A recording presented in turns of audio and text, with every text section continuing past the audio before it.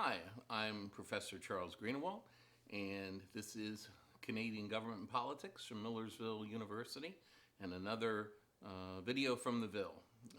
Happy to have you folks with me to take a look at Canadian history. Particularly, we're going to start with Canadian history before Confederation, and of course Confederation in Canada occurs in 1867. So we want to look at Canadian history prior to 1867.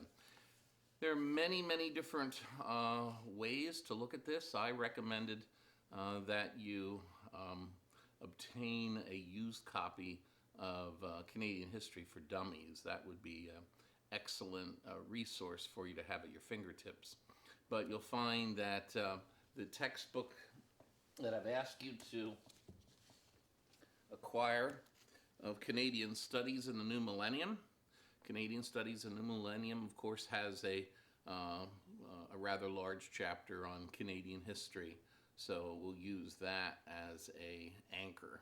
We'll use that as a foundation that you have to work with, okay? So we want to look at the chapter on Canadian history in your text on Canadian Studies in the New Millennium. We also want to ask you to take a good look at YouTube. YouTube has many different resources on Canadian history. There is a series called The People's History of Canada. The People's History of Canada was an enormous video project that was put together a number of years ago by the Canadian Broadcasting Corporation, by the CBC. And it's one of the finest video histories I've ever seen anywhere, at any time, at any place. And I'm going to ask that you take a look at some of these videos that were done as part of that project. Now, it used to be that the whole project was up on YouTube. Now, that is not necessarily true.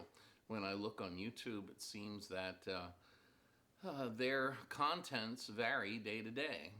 One day a piece is there, the next day it's gone, the next day it's there, the next day it's gone. So we'll use YouTube as much as we can.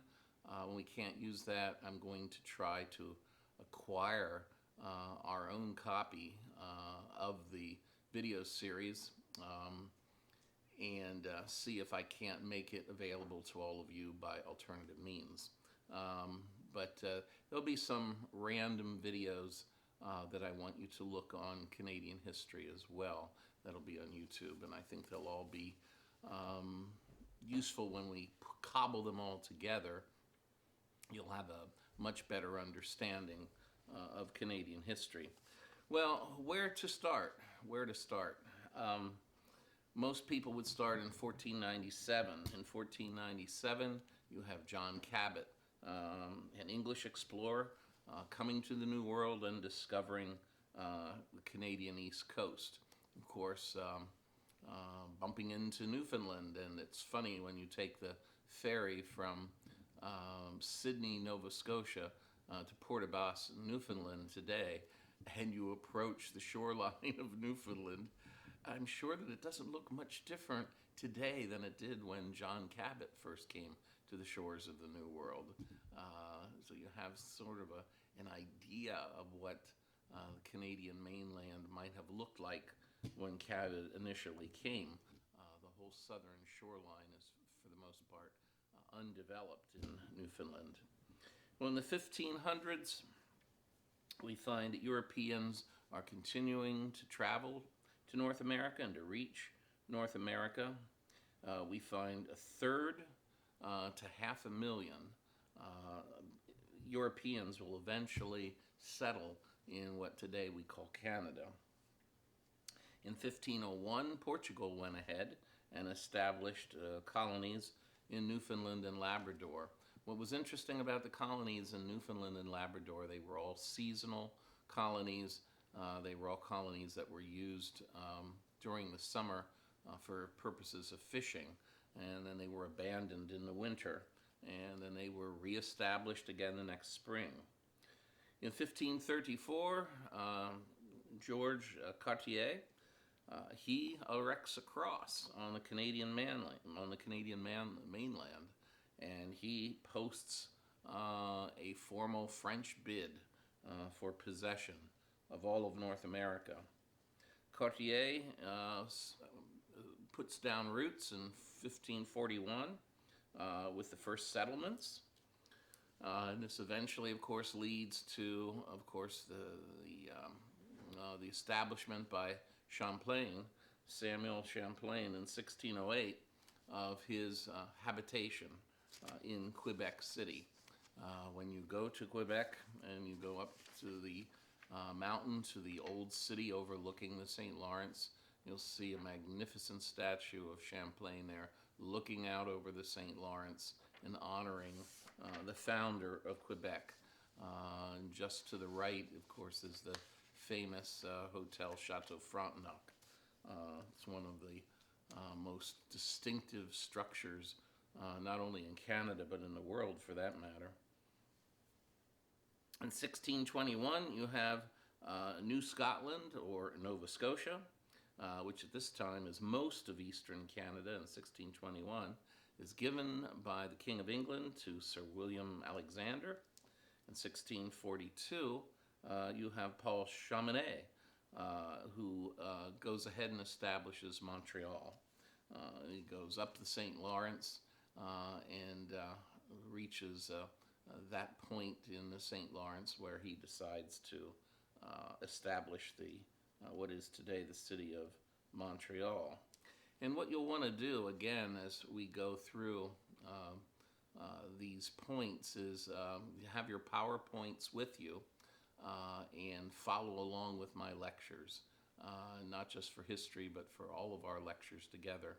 If you have your PowerPoints with you or your laptop by your side, you can follow along and make the most of these presentations. In 1670, we have finally the establishment of the Company of Adventurers. The Company of Adventurers, of course, is the Hudson Bay Company. The Hudson Bay Company. There are some incredible histories of the Hudson Bay Company that have been written over the last few decades. And if you take a look at some of those, they are show you feats of human achievement that are unimaginable in our day and age. When you look at some of the places that they were able to portage canoes, and some of the trips that they had to make in a limited amount of time, living in a cabin on the shores of Hudson Bay with the 6 inches of ice on the inside of the cabin. These are living conditions with which we're not accustomed. In 1701, we have the Great Peace being signed between the French and the Indians. In 1713, we have the Treaty of Utrecht. Here, the French relinquish their claims to Hudson Bay, to Acadia, which, of course, would include Nova Scotia, Prince Edward Island, and New Brunswick. They relinquished their claims to the Hudson Bay, to Acadia, and to Newfoundland. In 1713, the British begin to settle in Nova Scotia on a very formal way, and a very concentrated way. In the 1750s, the French are building forts along the Ohio and Mississippi rivers, and they're trying to help their Spanish allies in the struggle against the British and try to keep the English pinned in the eastern part of the United States, or what British North America.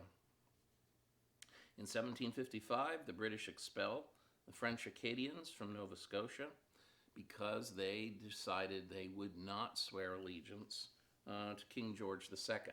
Now, not everyone was expelled, but the ones who certainly would not swear allegiance to King George II they were driven out of Nova Scotia. This is the basis for William Longfellow's famous poem, Evangeline. Evangeline is one of the most famous ladies who never lived.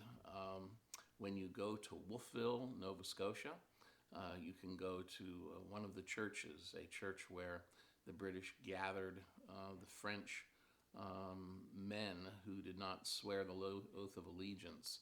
And they were all gathered together. And if they repeated their refusal to swear allegiance to the king, they were herded on to ships and sent off to Europe, to Africa, to the Caribbean, and to Louisiana. And this begins the French diaspora, the French diaspora from Nova Scotia. In 1758, we find that the Gibraltar of Canada, the Gibraltar of North America, which was Louisbourg, what was considered to be an impregnable fortress. And by the way, if you ever have a chance to go see it, it's well worth the price of admission. Louisbourg is Canada's Williamsburg. The French kept meticulous records on what was present in all of their colonies. They can tell you exactly what was in each room and sometimes where the items were placed. The records that were kept by the French are just amazing. So when Louisbourg was crumbling over the years, and coal industry began to falter in the late 50s, early 1960s. So the Canadian government, joined by the government of Nova Scotia, decided to rebuild Louisbourg. They took unemployed coal miners, and they decided to rebuild 1/3 of the city just as it had been under the French.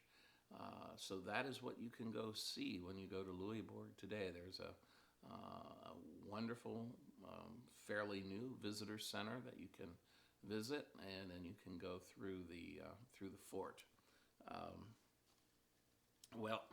We find that Louisbourg was never supposed to fall, but in fact it did in 1758. The French didn't have enough warships to relieve the fortress and bring new supplies to it. In 1758, we have the Battle of Ticonderoga, of course, in Vermont. In 1759, the British lay siege to the city of Quebec. And then we have probably the most important and significant battle that ever occurred in the Western Hemisphere. We have the battle on the Plains of Abraham between the French, led by Montcalm, and the English, led by the relatively young man, James Wolfe. Of course, we find out of that particular battle on the Plains of Abraham, both of them were killed during the course of battle that day, and the British carried the day, and they took Quebec City. And by taking Quebec City, for the most part, most people believe that they took all of Canada, and slowly but surely the rest of the French colonies in Canada followed suit and surrendered to the British. You find in 1760, we find that the French that were still in Montreal burned their flags and their standards. They boarded ships and they went home. We find that in 1774, we finally have the end of the 7 Years' War, or what we know as the French and Indian War. We have the Treaty of Paris being signed, which allowed English criminal law to be in place in Quebec, what we know of as Quebec today. But we had French civil law. So the French colonists were able to keep their civil law that has to do with private citizens' interactions with one another. But English criminal law was put into place. That is a set of laws that has to deal with citizens' relationship with their government. And a royal governor, of course, appointed by the king, was put into place as well. In 1775, the Americans invade Quebec after the Declaration of Independence. In 1776, we find that the clergy appealed to the people of Quebec, and largely in vain, to rally behind the English leader of Canada at the time, Sir Guy Carleton. In 1776, however, the Americans are driven out of Quebec by General Carleton. In 1783, we find you have the end of the Revolutionary War. And what does it leave Great Britain with? Great Britain lost the United States, but it was left with this cold, what they thought might be unprofitable remnants of the continent. We do see a very important movement at this time, and that is the United Empire Loyalists. All the Tory Loyalists, all the loyalists to the king and the crown in the United States, they were treated rather harshly by their fellow colonists, and many of them decided to flee to New Brunswick and Nova Scotia, and sometimes to Prince Edward Island. They formed their own group, their own social association, if you will, United Empire Loyalists, which survives to the present day. In 1791, we have the Constitutional Act, and the Constitutional Act essentially brings together what we know of today as Ontario and Quebec. You find Upper Canada was called, Upper Canada was Ontario, Lower Canada was Quebec, and this is the first joining of them in Canadian history. In 1811, we have the Education Act, which is passed, that put into place public secondary education in Nova Scotia. In 1812, we have, of course, the War of 1812. This is a little war that everyone likes. Everyone likes from the standpoint that everyone believes they won it.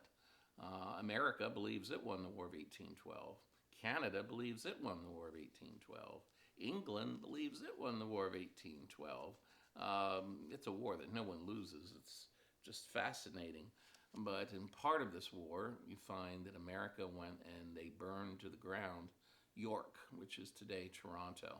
It was an old Indian meeting grounds.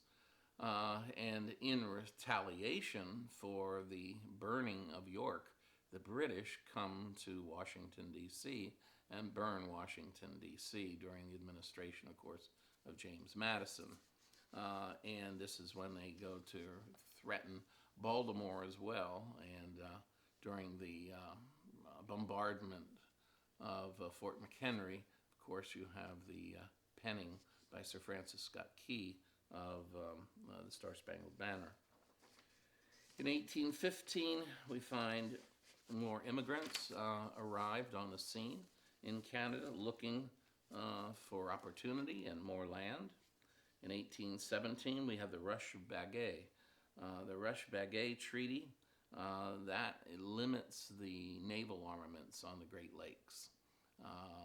Both the United States and Great Britain didn't want to have warships armed to the teeth on each one of the Great Lakes, and they thought it was far easier to essentially demilitarize them as much as possible. In 1832, we have the Great Reform Bill, and this actually gave Canadians a greater franchise than the British, the normal British citizen had in day-to-day life and day-to-day elections. In 1832, we have a cholera epidemic in Quebec. In 1837, we have rebellions in both Upper and Lower Canada. And the rebellions are centered and focused on the Anglican family compact. We want to take a look in your books, and we want to study a little bit the family compact that the Anglican Church and the British attempted to put into place. In 1837, we have Joseph Papineau, who sends his 92 resolutions to London. He was trying to take a page from Martin Luther, wasn't he? In 1838, we have the report, a very famous report by Lord Durham. Lord Durham recommended self-government for Canada in 1838. In 1840, we have the Act of Union that brings more provinces together in what becomes known as Canada. Now we have not only Ontario and Quebec, but now we have Nova Scotia, New Brunswick entering into the Union as well. In 1840, for the first time, we have the admission of large numbers of Irish immigrants, and the Irish immigrants are immediately put to work building railways, digging more canals, working in the mines, and the cities of Canada begin to grow much larger. In 1846, we have the Oregon boundary dispute with America. In 1854, we find that Canada and America agree to a 10-year arrangement, the Reciprocity Agreement, and this enables more freedom of shipping and trade between the two countries. In 1858, we have the gold rush in British Columbia, and we find that this results in greater populating of the West Coast. In 1861, the American Civil War divides Canada as well as America. There were some Canadians who favored the Confederacy, some who favored the Union. Of course, it was in British interests for the Union to fail and for the Confederacy to succeed, because Britain didn't want another strong country actually putting at risk their position as a leading power in the world at this point. And in 1867, we have the adoption of the British North American Act. The British North American Act does finally create the Confederation. The Confederation, it brought together Ontario, Quebec, New Brunswick, and Nova Scotia in a new form. And it was signed, of course, in Charlottetown, Prince Edward Island. And here's where we're going to take a break, and we're going to come back with Canadian history after the Confederation of 1867, right after this.